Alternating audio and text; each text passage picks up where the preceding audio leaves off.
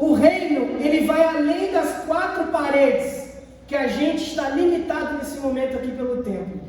O reino, ele vai além das dinâmicas que são realizadas na igreja comumente.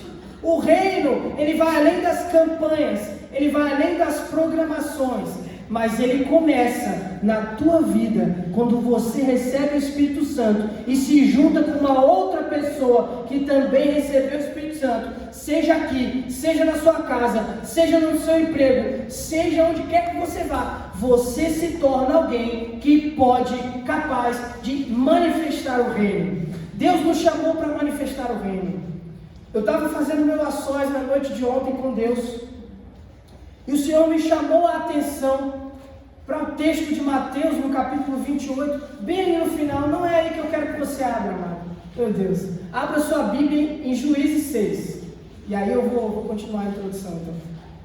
Quase fiz o pessoal abrir no lugar errado. Meu Deus.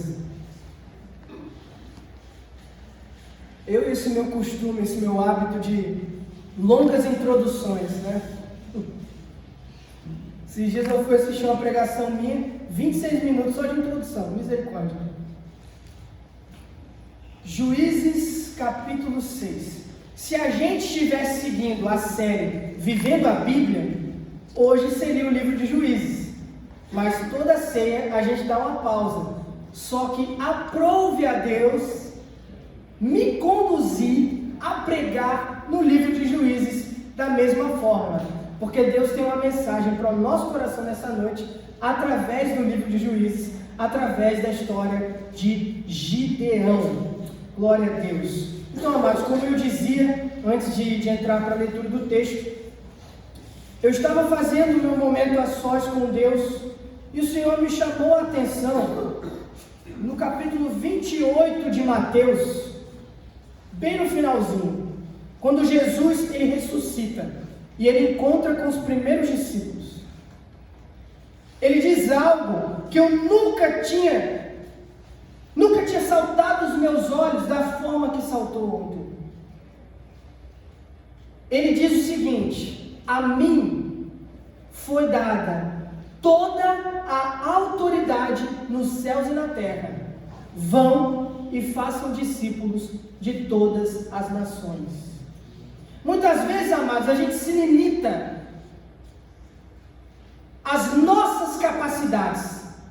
A gente limita o poder de Deus à nossa autoridade. A gente limita o poder de Deus àquilo que a gente pode fazer. A gente limita o poder de Deus às nossas ações, simplesmente.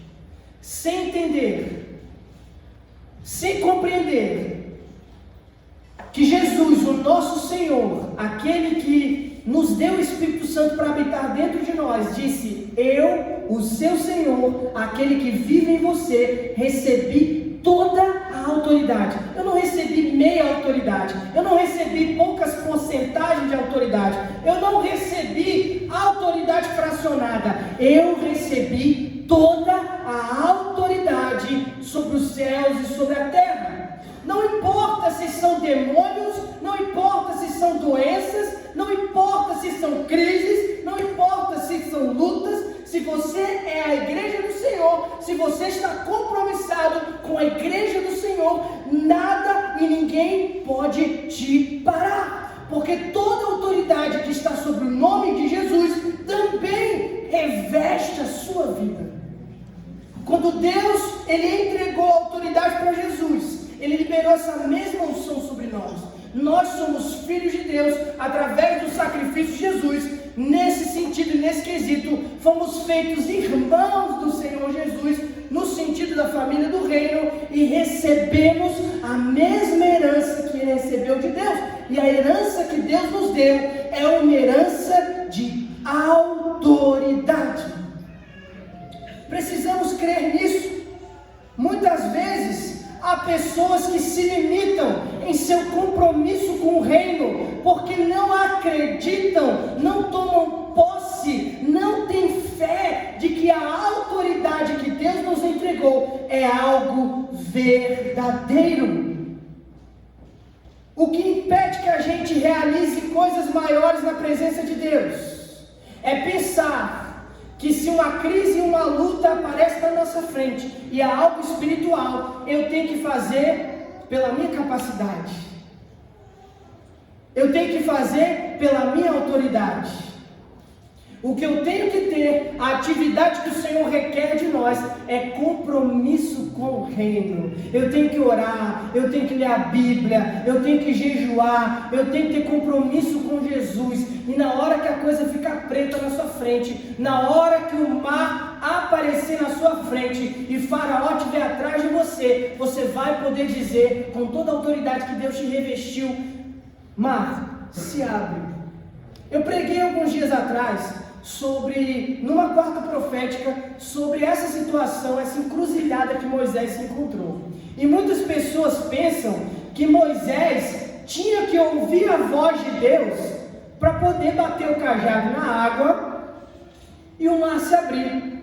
Mas quando Deus manda Moisés bater o cajado na água, Deus está dando uma bronca em Moisés. Se vocês perceberem as características literárias apresentadas a nós no livro de Êxodo, é a palavra, a frase escrita ali é: por que clamas a mim? Interrogação. Ou seja, Deus está chamando a atenção dele, está falando: rapaz, você é um cara que tem relacionamento comigo, você ora, você tem compromisso comigo, você está na minha presença todo dia, você está clamando por quê? Segue em frente, vai adiante, tenha coragem.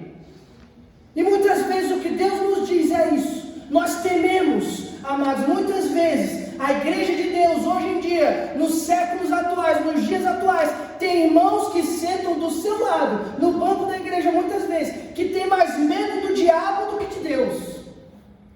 E ele não entende que o relacionamento que ele tem com Deus gera na vida dele a autoridade sobre todas as coisas. Não precisa clamar, precisa exercer a fé, precisa agir. Eu clamo no meu secreto, eu clamo no meu dia a dia com Deus, eu clamo no meu relacionamento com o Senhor, eu clamo na hora da oração. Na hora que o problema aparece, eu tomo uma atitude, porque Deus me revestiu de autoridade. Aleluia. E nessa época aqui em Juízes, o povo não estava entendendo muito bem isso. Para a gente compreender, eu quero te convidar a ler a partir do versículo 1, o capítulo de número 6 do livro de Juízes.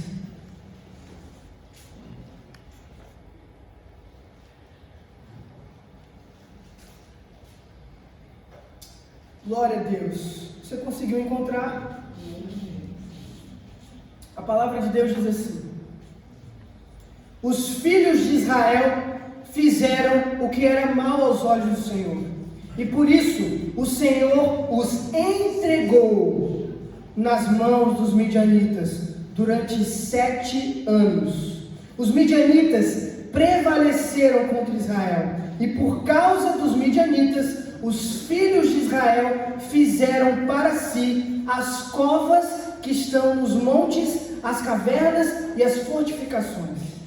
Porque cada vez que os israelitas semeavam, os midianitas, os amalequitas e os povos do Oriente os atacavam. Acompanhavam Israel, destruindo os produtos, acampavam, destruindo os produtos da terra até a vizinhança de Gaza. E não se deixavam em Israel sustento algum, nem ovelhas, nem bois, nem jumentos, pois vinham com o seu gado e as suas tendas, e como uma nuvem de gafanhotos. Eram tantos que não se podiam contar, nem a eles, nem aos seus camelos, e entravam na terra para destruir. Assim, Israel ficou muito debilitado com a presença dos midianitas. Então, os filhos de Israel clamaram ao Senhor. Quando os filhos de Israel clamaram ao Senhor por causa dos midianitas, o Senhor lhes enviou um profeta que lhes disse: assim diz o Senhor Deus de Israel: eu tirei vocês do Egito, da casa da servidão. Eu os livrei das mãos dos egípcios e das mãos de todos os opressores.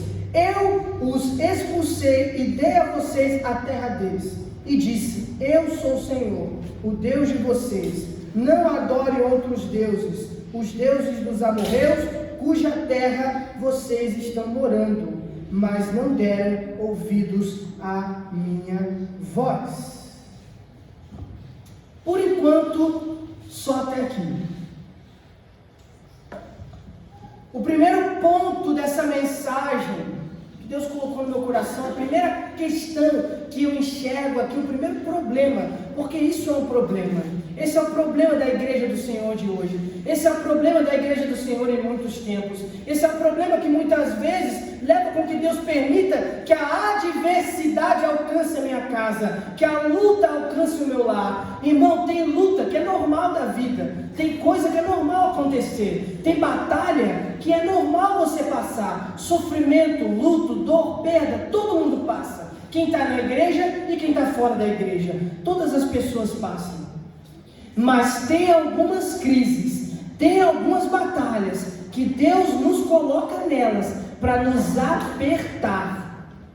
Nos apertar porque estamos distante dele, nos apertar porque paramos de orar, nos apertar porque paramos de ler a Bíblia, nos apertar porque passou um ano e nós não fizemos um jejum, nos apertar porque a nossa confiança mudou de dono, nos apertar porque o lugar do nosso coração que pertencia a Ele tem outros deuses preenchendo, tem outros senhores preenchendo, senhores que muitas vezes nem deveriam ser senhores em nossas vidas e em nossos lares, porque são comuns no dia a dia.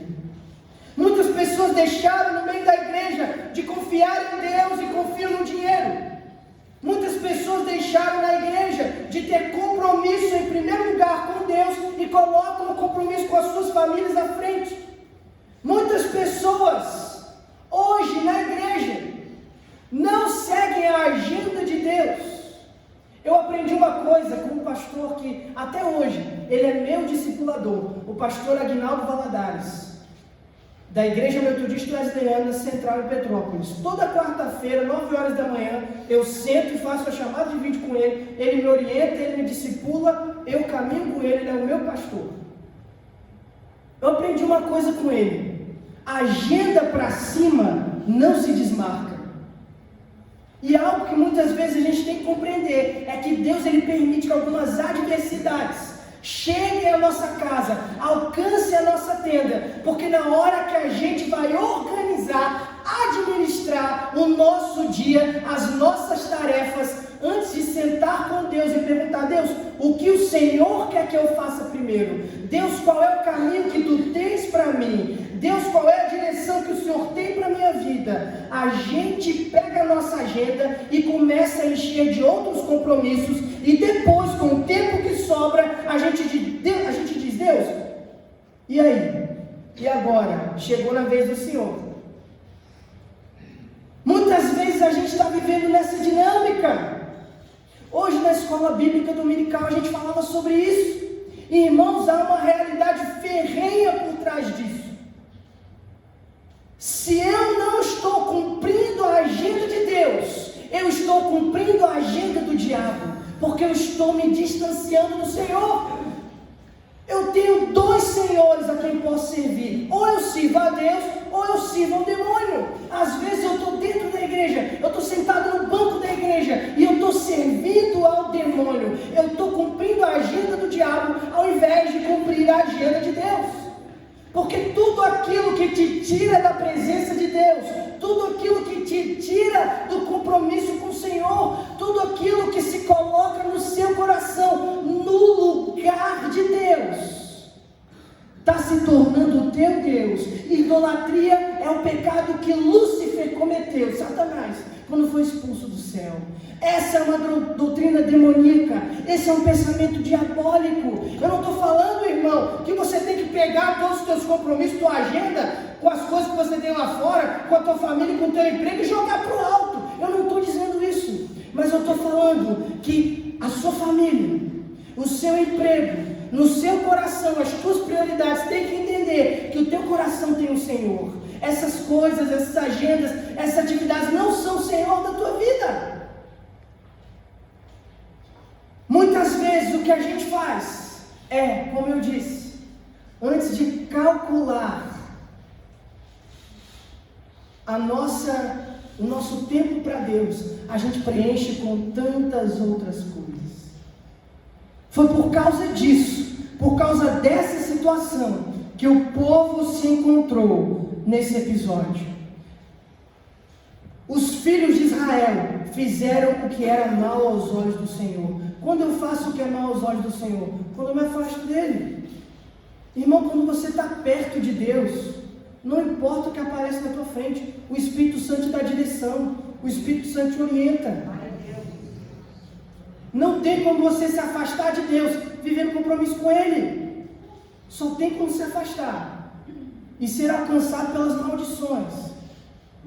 Ser alcançado muitas vezes pelo castigo de Deus, porque Deus nos castiga, Ele é o nosso Pai, quando estamos longe.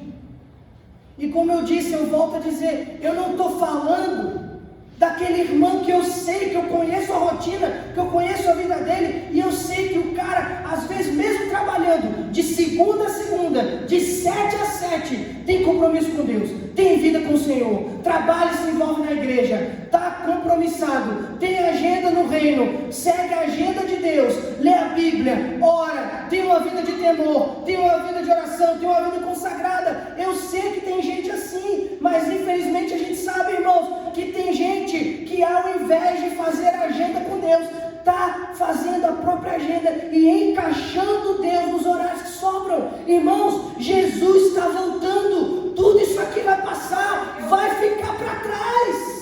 Se eu priorizar o que é daqui, eu vou ficar aqui.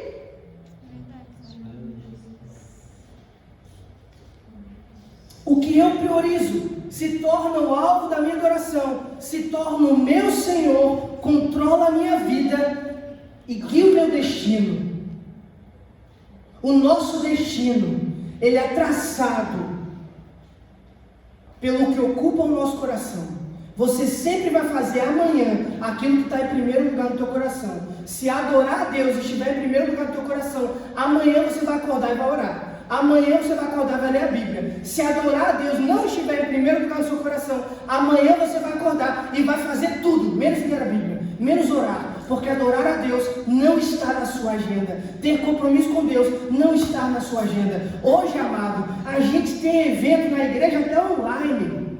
Até online, fica gravado, fica lá no Instagram, fica lá no YouTube. Está compromissado com a igreja? Não é você desmarcar um dia de trabalho para vir para o culto, que você não pode. Mas se eu estou em casa, se eu tenho tempo, isso é uma coisa de alguém que automaticamente tem compromisso com Deus. Porque quando eu tenho compromisso com Deus, eu não estou falando de compromisso com o homem, eu não estou falando de compromisso com a igreja, eu não estou falando de compromisso com o pastor. Quando eu tenho compromisso com Deus, eu sinto prazer em estar na igreja, eu sinto prazer em estar na casa do Senhor, aleluia. Eu sinto prazer em me envolver com as programações até online. Glória a Deus. Eu sinto prazer, é aprazível, é gostoso para mim. Esses dias eu ouvi o pastor Ângelo Basso pregar e ele disse uma coisa que me chamou muito a atenção.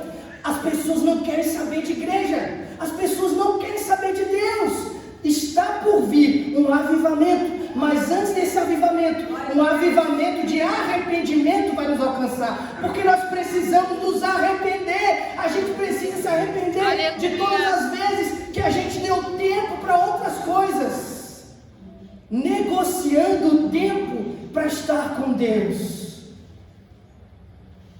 E mais uma vez eu repito, eu não estou falando de vir à igreja, eu não estou falando de vir a cultos. Isso é gerado automaticamente na sua vida. O desejo de estar na igreja, a vontade de vir para cá, é gerada no compromisso com Deus. Irmão, eu tenho falado muito aqui. Eu sou seu pastor, eu oro por você. Oro por você. Eu não sou teu Deus, eu sou teu pastor.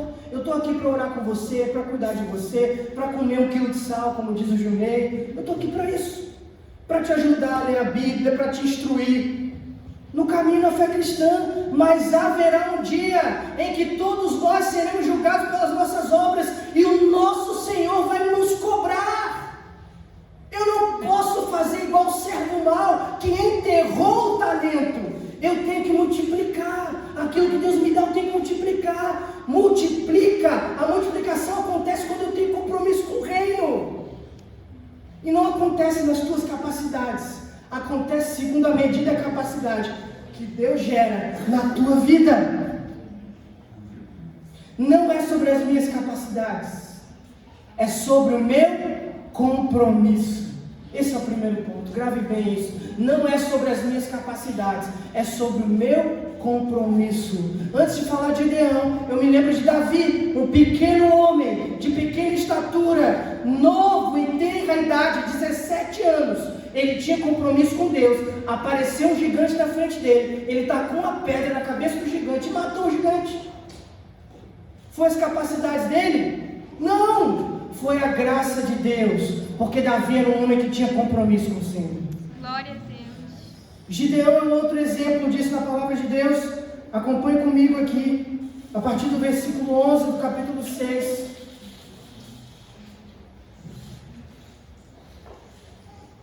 A palavra de Deus nos diz assim. Você conseguiu encontrar capítulo 11 do versículo 6, do capítulo 6, versículo 11 do capítulo 6. Glória a Deus.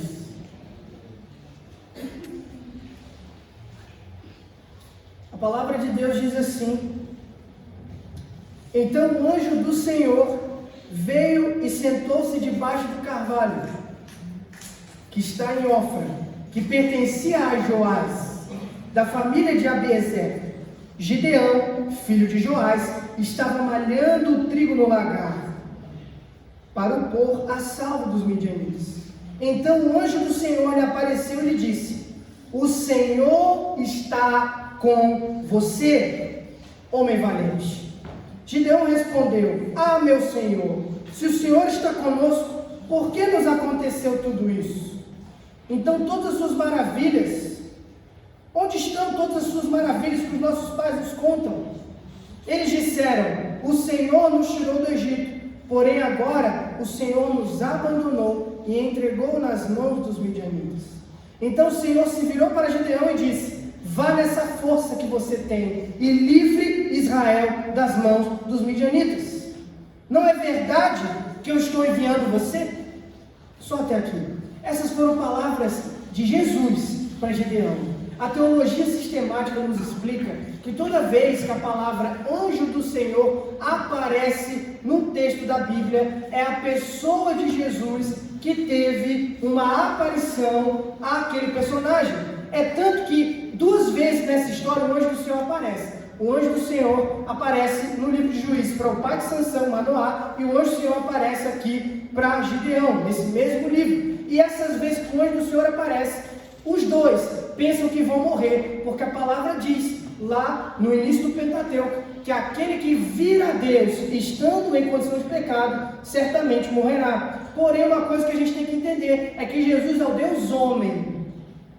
Então, por causa dessa situação, ele consegue aparecer. Ele apareceu para Abraão, ele apareceu para Moisés, e aqui Deus, em forma de homem, Jesus, o anjo do Senhor, aparece a Gideão. Gideão apresenta ali um sacrifício para ele, após essas palavras de encorajamento que Deus dá para Gideão. Gideão era o menor homem, menos capacitado, da menor das tribos. Com certeza havia homens corajosos que estavam em lugares de risco, de alcance dos midianitas, mas Gideão estava escondido. Gideão estava se escondendo, porque Gideão não acreditava na capacidade dele. E meu irmão, deixa eu falar um negócio para você. Eu também não acredito na minha capacidade. Eu acredito no poder que Deus coloca sobre a minha vida. Aleluia. O sábio, o homem sábio que teme a Deus, a mulher sábia que teme a Deus, entende que por nós não conseguimos chegar a lugar nenhum, mas cheios do poder de Deus. Deus quer usar a nossa história para ser um exemplo para as pessoas do mundo do que Ele pode fazer, do que Ele pode gerar, até onde Ele pode te levar, se você confiar naquilo que Ele pode fazer com você, mesmo em suas capacidades limitadas. Gideão era a pior pessoa aos olhos dos homens que Deus poderia procurar. Gideão era a última pessoa que aos olhos dos homens Deus iria pedir para liderar o exército deles, o exército de Israel, na batalha contra os midianitas e o povo do Oriente. Eram cerca de 2 a 3 milhões de pessoas que estavam cercando o povo de Israel. E o exército de Israel tinha 30 mil soldados. De 30 mil para 2, 3 milhões, não tem uma diferença gritante? É uma diferença enorme, irmão. É muita coisa. É muita gente a mais, é muita gente contra. É igual você pegar hoje o time do PSG e colocar para jogar contra o meu time, contra o Ceará. Eu sou torcedor do Ceará, eu amo meu time, mas eu sei que a coisa fica desproporcional. Vira covardia. E a batalha era mais ou menos assim. Era uma coisa covarde aos olhos dos homens. Eles não teriam chance nenhuma. Mas o que o povo não entendia é que quem tem compromisso com Deus, Deus tem compromisso com ele. Quando eu tenho compromisso com o Senhor tem compromisso com as minhas batalhas. O Senhor tem compromisso com as minhas guerras. Você tem que entender uma coisa, amado. Quando você serve ao Deus da guerra, ao Deus da batalha, ao Senhor dos senhores, tem alguém para lutar as tuas guerras. Tem anjos que lutam e guerreiam a teu favor. Se você não crê nisso, você não acredita na palavra de Deus, você não crê no Evangelho. Você não tem compromisso com o Evangelho, com aquilo que Deus nos dá. Porque a palavra de Deus diz que há anjos que o Senhor coloca a nosso favor para trabalhar, nos proteger, lutar as nossas guerras. Eu tenho que crer, eu tenho que acreditar. E nesse contexto o que aconteceu foi isso. Gideão fala para Deus: Deus, eu não tenho coragem nenhuma. Quem sou eu? Eu sou o menor de todos. E Jesus vira para ele e fala: homem corajoso, homem valente, você tem tudo o que um guerreiro precisa para vencer essa batalha. Eu creio que Gideão nesse momento deve ter pensado: olha, o Senhor está doido, está maluco. Olha para mim, eu estava escondido. Eu sou o maior covarde de todos. Como é que ele me chama e diz que eu sou corajoso? É porque, como Paulo diz, amado, quando eu penso que eu sou forte, eu estou fraco, mas na minha fraqueza o poder de Deus se aperfeiçoa. O poder de Deus, ele não vai se aperfeiçoar na tua força. O poder de Deus, ele não vai se aperfeiçoar enquanto você bater no seu peito e dizer: eu consigo, eu vou, eu faço. O poder de Deus se aperfeiçoa quando eu me humilho. A palavra de Deus diz lá em Salmos que aos humilhados que ele concede graça. Graça Deus dá para quem é humilhado, para quem se humilha. Tem uma mentira que foi disseminada no meio do povo de Deus por aí, que fala que a palavra de Deus diz que os humilhados serão exaltados. Não é bem assim, não é nesse contexto. Deus diz que quem se humilha diante dele, ele vai exaltar. Não é qualquer pessoa que for humilhada por ele de qualquer jeito. É se ele requerir de você, que você se humilhe. Se você se humilhar e dizer: Deus, eu não sou nada sem o Senhor, eu não consigo alcançar nada sem Ti, eu preciso do Senhor na minha vida, eu me humilho, eu me rebaixo diante de Deus, eu conto com o poder dele, eu conto com a graça dele. Ele faz coisas extraordinárias na minha vida. Deus pode te levar onde os teus pés não conseguem alcançar. Deus pode te levar em lugares que você nunca vai conseguir ir. Deus pode te usar de uma maneira que você nunca sonhou ser usado. Se eu confio no poder de Deus, eu tenho tudo o que o céu pode me oferecer. Se eu confio no meu poder, talvez o meu alcance, eu olho ao meu redor e não tenho tantas armas para utilizar. Eu olho ao meu redor e não tenho tantas coisas. Meu irmão, não sei você, mas eu prefiro contar com todos os aparatos bélicos do céu, com todo o poder do céu, do que contar com as minhas próprias mãos. Com as minhas mãos eu não vou chegar a lugar nenhum. Se eu estivesse conduzindo essa igreja, liderando essa igreja, orando por essa igreja, contando com as minhas capacidades, a igreja iria cada vez mais esvaziar. Mas eu estou vendo Deus cada vez mais encher esse lugar de graça, de poder, de finanças, de pessoas, de prosperidade, porque Ele é o pastor dessa igreja, Ele conduz esse rebanho. Eu confio na capacidade dEle, eu confio no poder dEle, eu não confio em mim. A palavra de Deus, quando ela fala que maldito é o homem que confia no homem, Ele diz que maldito é o homem que confia no seu coração e não no Senhor. Eu posso confiar em uma pessoa de caráter, mas eu não posso confiar mais nela do que em Deus. Eu não posso confiar mais em mim do que em Deus. Eu não posso confiar mais na minha esposa do que em Deus. Se eu confio nele, eu vejo o que ele pode fazer. Se eu confio em mim, eu não posso fazer muita coisa, irmão. Você não pode fazer muita coisa. É aquilo que eu disse na palavra de oferta.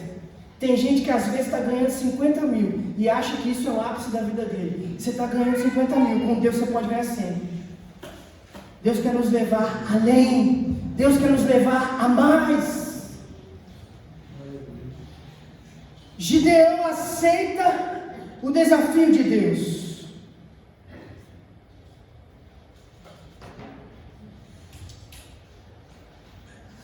E quando ele aceita o desafio de Deus, ele começa a ser guiado pela potente mão do Senhor. E é interessante que Gideão diz para Deus assim: Senhor, eu quero que o Senhor me mostre quem são os homens que vão comigo nessa batalha. E olha que eu cortei, né, irmão? A parte que Gideão pede 300 provas, faz prova de Deus 300 vezes. Assim, claro, estou exagerando. Mas em várias vezes, diversas vezes, Gideão fala para Deus: Deus, se é o Senhor que está comigo, faz isso. Se é o Senhor que está comigo, faz aquilo. Se é o Senhor que está comigo, faz isso, faz aquilo outro. Né? É igual a história que eu contei esses dias aqui na igreja, de uma menina que queria namorar um rapaz, pegou a foto do rapaz, colocou na janela e falou: Deus, se é o Senhor, se é de ti, que o vento bata e a foto caia de frente. E aí a menina foi lá, botou a foto na janela, o vento bateu, a foto caiu de costas. E ela falou: não, Deus, dessa vez não valeu. Ele foi lá, botou a foto de novo, e as 30 vezes que ela colocou, a foto caiu com a cabeça para baixo. Gideão fez mais ou menos assim, mas Deus ainda foi tão misericordioso com ele, que todas as vezes Deus respondeu, falou: Gideão, vai, rapaz, é para você ir, eu estou contigo, faz. Às vezes a gente perde muito tempo, ao invés de estar vivendo o extraordinário. Desde já, a gente fica perdendo tempo pedindo sinal a Deus. Deus já mandou você ir, irmão. Ora, lê a Bíblia, confia em Deus, segue em frente. A vitória está ao teu alcance, porque Deus está contigo. Deus é com a igreja dele. A bênção de Deus está sobre a igreja. A bênção de Deus está sobre o corpo. Onde há comunhão, o Senhor ordena a bênção. Isso é a Bíblia. Enfim. Então Gideão, ele pede mais um sinal a Deus. Ele fala: Deus, eu quero que o Senhor me mostre quais são os homens que precisam ir comigo, que devem ir comigo nessa batalha. E tinham 30 mil homens. E Deus fala para Gideão: o sinal que eu vou te dar é aqueles que agacharem para beber a água no rio, que nem cachorro. E aí você pode pensar: que coisa maluca que Deus pediu. Mas o mistério que está por trás dessa situação, que se você permitir que o Espírito Santo ilumine o teu coração, os teus olhos, para você compreender a palavra de Deus, você vai perceber, é que Deus estava falando: Gideão, são todos aqueles que estão disponíveis a se humilhar. Quem se humilhar, eu vou exaltar. Uma coisa que às vezes a gente não entende, é que a igreja ela vive em constante guerra contra as forças das trevas. A gente está em guerra o tempo todo. Se a gente não se humilha diante de Deus, a gente perde. Se a gente troca os princípios e os valores de Deus, a coragem e a confiança no Senhor, pelo comodismo, a gente é arrastado para a mornidão, para a frieza espiritual, para o ceticismo. Tem gente dentro da igreja que não crê mais no poder de Deus. Acredita em tudo. Acredita até na simpatia da mãe fulana de tal, mas não acredita no poder de Deus. Acontece. Acredita que o inferno pode prevalecer sobre a igreja do Senhor. Tem gente com medo daquilo que o inimigo pode fazer contra a vida dele. Quem crê em Deus, confia no Senhor, tem Ele como seu escudo, não precisa temer a nada, mas é preciso se humilhar. Eu preciso me humilhar. Umas anotações que eu fiz sobre isso que Deus me mostrou aqui no texto, quando Ele mostra para Gideão esses homens que deveriam ir com ele, é o seguinte: o Evangelho não é para covardes. É muito cômodo beber água no cântaro. É cômodo. Você vai lá, retira a água no rio, pega bonitinho, sai de perto do rio, porque o rio é um lugar onde podem ter predadores. No rio, aqueles homens que estavam se agachando para beber no rio, estavam correndo risco. Mas meu irmão, Você está no meio de uma batalha. Conforto é a última coisa que você vai ter. Muitas vezes, como igreja do Senhor na terra, a gente se deixa levar pela ilusão de que está tudo bem. Não está tudo bem nada. Não está tudo bem coisa nenhuma. Deus deixou a gente aqui para cumprir missão. Deus deixou a gente aqui para levar a obra dele adiante. Deus deixou a gente aqui para viver propósito. Enquanto eu ficar acomodado com tudo que essa terra me oferece, o cântaro, aqueles que bebiam água no cântaro, representam isso, representam os soldados que no meio da guerra estavam acomodados com conforto, com aquilo que era mais fácil fazer. É mais difícil você chegar na beira de um rio, se agachar, sabendo que ali pode ter um predador. Mas o sinal que Deus deu para Gideão é: Gideão, não importa quantos são, podem ser 2, 3, 4, 10, se forem aqueles que se humilhar diante de mim, eu vou dar vitória para vocês. Não importa quem está junto com você. E assim eu consigo olhar para a realidade da igreja. Tem gente que está no banco acovardado, no banco que eu digo no sentido figurado. Não todos que estão sentados aí, ou não necessariamente uma pessoa que está sentada aí, mas tem pessoas que estão dentro da igreja, que estão dentro da caminhada para a salvação, que se acomodaram, se acovardaram, não compreendem que é um tempo de guerra e preferem, ao invés de se humilhar, beber água no cântaro. Não é mais tempo da gente beber água no cântaro, é tempo da gente se agachar, é tempo da gente se humilhar, é tempo da gente beber água na mão, é tempo da gente, como igreja, estar com sangue nos olhos, porque nunca haverá uma colheita de almas para o reino tão grande quanto a que está para acontecer por esses dias. Deus vai derramar um avivamento sobre a história da igreja. Se você não se aprumar, não se ajustar, não entrar na agenda de Deus, você vai ficar de fora. Esses dias eu estava falando com alguns jovens na Academia da Alma, no sábado, e disse para eles: gente, tem pessoa achando que quando o avivamento chegar, eles vão conseguir ler a Bíblia. Tem gente esperando o avivamento chegar para conseguir orar, para conseguir ler a Bíblia, para conseguir se aproximar de Deus. E aí eu contei um segredo para eles, segredo bíblico, está na palavra de Deus. Eu disse: irmãos, o avivamento é a capacitação que Deus derrama para aqueles que já têm compromisso com Ele receberem a vitória, receberem a bênção, conquistar pessoas lá fora no mundo. E aí a Melissa, uma das jovens, ela faz faculdade de agronomia, e ela explicou para a gente que tem um período, um ciclo na vida de uma planta que se chama juvenilidade. E nesse período a planta pode passar até 12 anos sem gerar um fruto. Às vezes a gente está na igreja e pensa: eu tenho compromisso com Deus, eu tenho relacionamento com o Senhor, eu leio a Bíblia todo dia, eu oro todo dia, eu sou compromissado com a obra, com o reino. Por que eu não consigo ganhar uma alma? Tem um tempo já. Irmão, aguenta um pouquinho. Quando o avivamento descer, você vai ganhar milhares de almas por ele. Mas a capacitação, ela vem para aquele que está na brecha. A capacitação vem para aquele que se humilha. Os 300 foram capacitados porque eles estavam dispostos. Os 300 foram capacitados porque eles estavam com sangue nos olhos. Eles queriam ir para a batalha, eles queriam ir para cima, eles queriam ir para a guerra, eles queriam derrotar as forças malignas, eles queriam derrotar o império das trevas.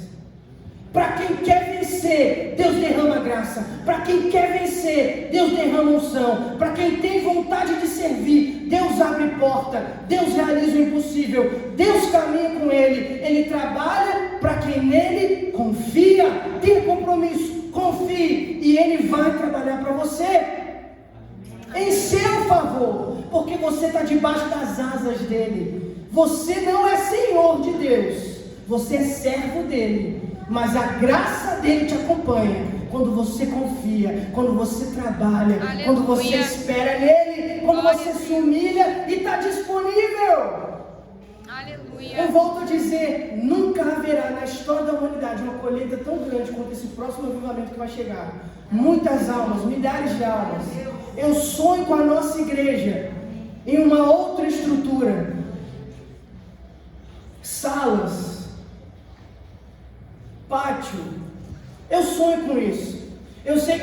Santo colocou esse desejo no meu coração, de viver coisas grandes. Se eu não quero viver coisa grande, eu estou no lugar errado. Eu procuro outra religião.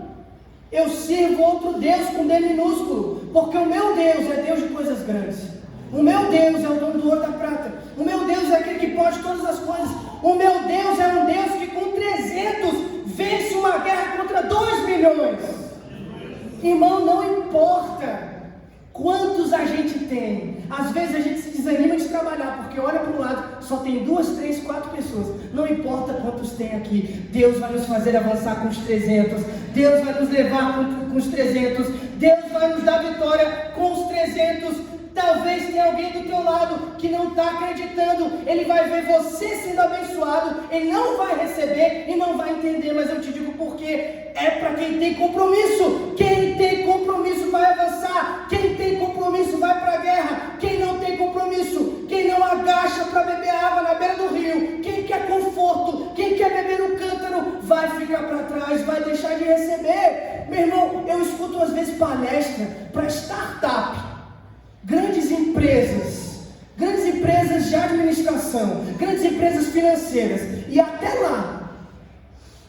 lá os palestrantes dizem que sem dor, sem ganho. Até lá os palestrantes dizem que quem não rala, não recebe. Imagina no reino de Deus. Eu estou esperando o quê? Deus tem vitória para nós. Deus tem um novo tempo para nós. Mas é uma verdade bíblica. Eu preciso me humilhar diante de Deus, e assim eu vou receber tudo aquilo que Ele tem para derramar sobre a igreja. Chegou um novo tempo para a igreja, irmão. Deus está derramando coisas diferentes. Deus está abençoando pessoas. Deus está expulsando espíritos malignos das casas, das ruas, da vizinhança da nossa igreja. Deus está tomando esse espaço. Esse território é nosso. Deus deu para a igreja. Nós cremos aqui e pessoas tiveram sonhos, onde a nossa cidade estava sendo transformada, com a nossa cidade diferente. Tiveram sonhos proféticos, e Deus já me usou aqui para dizer, para pregar, que Ele quer usar a nossa igreja como uma ferramenta para transformar a história, a cultura da cidade, transformar a mentalidade das pessoas. Eu não posso, você não pode sozinho, mas o poder do Espírito Santo pode. A nossa guerra não é contra os midianitas, a nossa guerra é contra principados e potestades, mas contra esses principados e potestades, Jesus disse, foi-me dada toda a autoridade no céu e na terra, e a autoridade que é sobre Ele, é sobre a nossa vida. Glória a Deus. Então a nossa tarefa é ir e fazer discípulos de todas as nações. Eu estou me esforçando para que Deus use a minha vida nas minhas limitações. Hoje a gente estava à tarde para sair de casa. Fui gravar um vídeo para a igreja lá no Laranjal, para a propaganda dos cultos. E uma vizinha encontrou com a gente e falou assim: ó, vocês estão sumidos, hein? Tem um tempo que eu não vejo vocês. Eu falei para ela, eu fiz questão de falar o que eu estava fazendo, para ela entender que eu sou crente. Eu falei, eu estava na igreja, estava todo dia na igreja, teve programação, a senhora não me viu porque eu estava na igreja. Deus te abençoe. Às vezes a gente fala uma palavra assim com a pessoa, a gente diz um Deus te abençoe, e aquilo pode salvar aquela alma do inferno, aquilo pode mudar a vida daquela pessoa vai saber a quem você serve. Desse jeito você está testemunhando, você está evangelizando, você está plantando uma semente. Às vezes a gente deixa de ganhar uma pessoa, porque a gente deixa de agir, talvez nos mínimos detalhes. Eu até compartilhei esses dias na minha rede social e no grupo da igreja, que se John Wesley estivesse vivo, ele não diria, minha paróquia é o mundo, ele diria, minha paróquia é o ego. Porque se você fala de Jesus na sua rede social, o mundo inteiro vê. Teve vídeo ali da igreja que a gente colocou, que deu mais de 12 mil visualizações. Isso é muita gente. A semente está sendo plantada em corações. Não perca a oportunidade de plantar semente em corações. Deus está nos dando essa ferramenta. Vamos avançar. Não é sobre a sua capacidade, não é se você fala bonito, não é daquilo que você pode fazer, é do que Deus quer fazer através de você. Gideão perdeu muito tempo enquanto ele pensou que Deus não podia fazer porque ele era pequeno, mas ele não compreendia não é sobre o que eu posso fazer, é o que Ele pode fazer. Eu confio nele, eu espero nele, e a palavra diz que aqueles que esperam nele voam como águia, correm e não se cansam, alcançam lugares que nunca sonharam alcançar, recebem coisas que nunca sonharam viver e ter. Deus tem isso para a história da nossa igreja. Nesse momento, eu vou pedir para apagarem as luzes. Eu quero louvar um hino com você e quero fazer uma oração depois desse hino e fazer um apelo para talvez uma pessoa que entrou aqui nessa noite sabendo que Deus espera mais de você, que você pode se alinhar melhor com a agenda do céu. Eu repito, amado, eu não estou falando sobre vir a culto, eu não estou falando sobre participar de programação presencial, apesar de que eu quero fazer programação todo dia, e eu sei que tem alguma brecha na sua agenda para você vir e estar com a gente, ou estar online, porque às vezes se você não pode na segunda, você pode na terça, se você não pode na quarta, você pode na quinta. Se você não pode na quinta, você pode na sexta. Se você não pode na sexta, você pode no sábado. Se você não pode no sábado, você pode no domingo. Não precisa vir em tudo o tempo todo. Se você quiser, amém, vai ser ótimo. Se você não quiser e não puder, tenha compromisso com o reino. Comece na sua casa, comece no seu quarto, comece no lugar secreto. Lá Deus vai gerar em você vontade de estar, de trabalhar, de estar aqui, de ter compromisso, de ver as programações. Aleluia. Mas eu sei que nos nossos dias é preciso uma igreja ter muitas programações para que os irmãos consigam participar bem.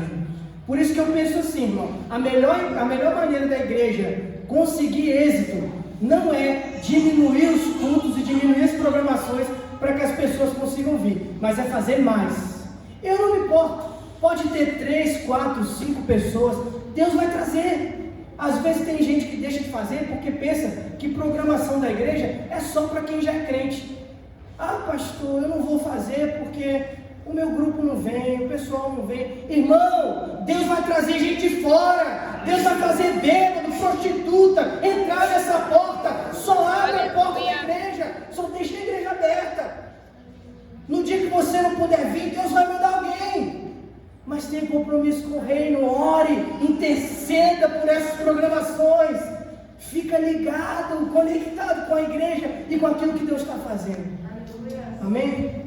Vou louvar com você nesse momento.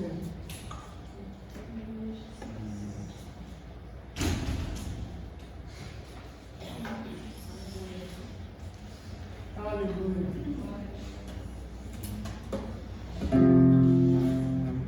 Glória a Deus.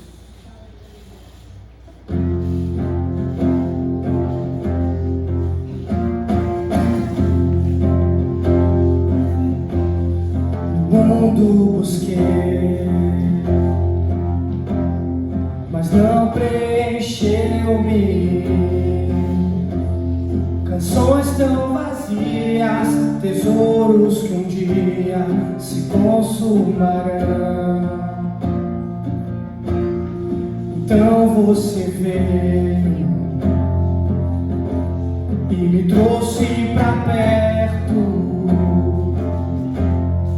Todo desejo é satisfeito em teu amor. Não há nada melhor, não há nada melhor, não há nada melhor que meu Deus. Aleluia! Não há nada melhor, não há